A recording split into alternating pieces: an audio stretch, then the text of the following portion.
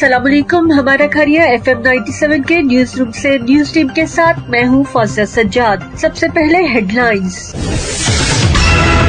आमदन से जायद असासे और मनी लॉन्ड्रिंग केस में शहबाज शरीफ की जमानत में तौसी कर दी गई है। मुस्लिम लीग नून के रहनुमा एहसन इकबाल ने कहा कि हमने फौज को 500 अरब रुपए दिए, उन्हें वसाइल फराहम किए जिससे हर जंग जीती जा सकती थी। मुआविन खुसूसी बराए सेहत डॉक्टर फैसल कहते हैं दवाओं की दस्तयाबी यकीनी बनाने के लिए कीमतों में इजाफा किया है। गैर मुल्की दिफाई अताशियों और सिफारतकारों के वफ्द का LOC का दौरा। DGISPR कहते हैं आर्मी चीफ से मुस्लिम लीग नून के मोहम्मद जुबैर ने 2 मुलाकातें की हैं। मुस्लिम लीग नून के मोहम्मद जुबैर ने आर्मी चीफ से मुलाकातों की तस्दीक कर दी है। इसराइल की पहली बराह रास्त कमर्शियल परवाज की बहरीन आमद। लाला मुसा में महंगाई का तूफान, घी, दूध, कुकिंग ऑयल, सब्जी, फ्रूट, हर चीज की कीमत में बेतहाशा इजाफा। गुजरात में ना तजुर्बाकार स्टाफ की लापरवाही और गफलत से नौमौलूद बच्चे की मौत वाक़ई हो गई। जिला गुजरात और उसकी तहसीलों में 30 सितंबर के बाद शॉपिंग बैग पर मुकम्मल पाबंदी का ऐलान कर दिया गया है। और अब खबरें तफसील के साथ।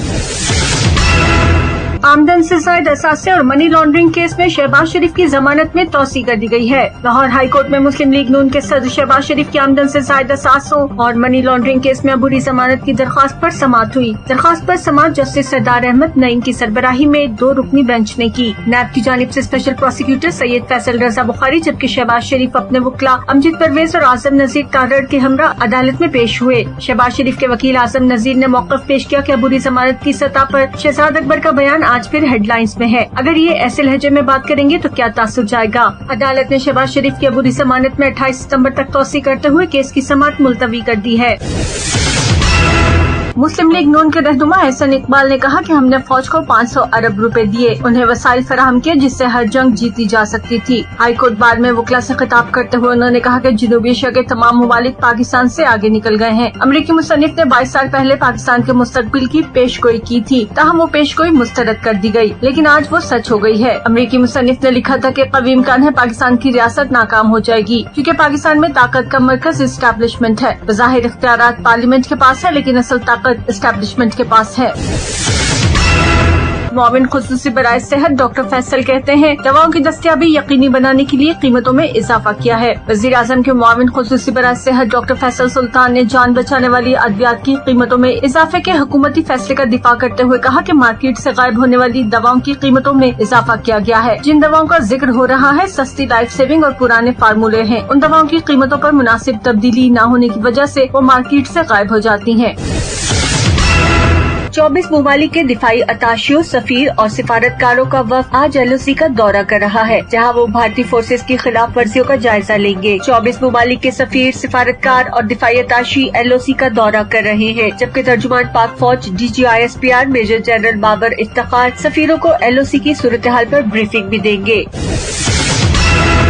DGISPR major general Babar Iftikhar का कहना है कि मुस्लिम लीग नून के रहनुमा मोहम्मद जुबैर ने आर्मी चीफ से 2 मुलाकातें की हैं। DGISPR major general Babar Iftikhar ने मुस्लिम लीग नून के रहनुमाओं की अस्करी क़यादत से मुलाकात की तस्दीक करते हुए कहा साबिक गवर्नर सिंध और मुस्लिम लीग नून के रहनुमा मोहम्मद जुबैर ने army chief general Qamar Javed Bajwa से 2 मुलाकातें की। DGISPR का कहना था कि आर्मी चीफ से मोहम्मद जुबैर की दरख्वास्त पर ये मुलाकातें हुई और ये मुलाकातें मुस्लिम लीग नून के कायद नवाज शरीफ और उनकी साहबजादी मरियम नवाज से मुतल्लिक थी। फौज का कहना था कि मुलाकात में DGISI lieutenant general Faiz Hamid भी मौजूद थे। पहली मुलाकात अगस्त के आखिरी हफ्ते और दूसरी मुलाकात 7 सितंबर को हुई।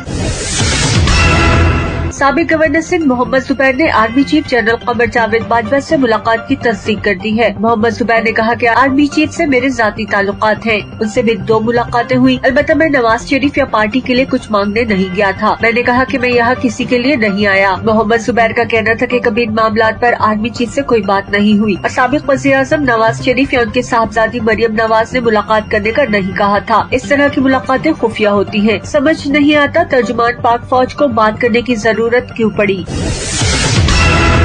और अब 97 इंटरनेशनल। اسرائیل کی پہلی براہ راست کمرشل پرواز بحرین پہنچ گئی ہے۔ اسرائیل اور بحرین کے درمیان سفارتی اور تجارتی تعلقات کی بحالی کے بعد دونوں ممالک نے ایک دوسرے کے لیے فضائی راستے کھول دیے ہیں اور کل اسرائیل سے پہلی براہ راست کمرشل پرواز بحرین پہنچ گئی ہے۔ فضائی سفر کا ریکارڈ رکھنے والی ویب سائٹ فلائٹ ریڈار کے ڈیٹا سے بھی ظاہر ہوتا ہے کہ اسرائیلی ایئر لائنز کی ایئر بس A320 بدھ کو اسرائیل کے دارالحکومت تل ابیب سے 3 گھنٹے کی مسافت طے کر کے بحرین انٹرنیشنل ایئرپورٹ پہنچی، جس کے لیے سعودی عرب کی فضائی حدود استعمال کی گئی۔ اور اب کچھ مقامی خبریں۔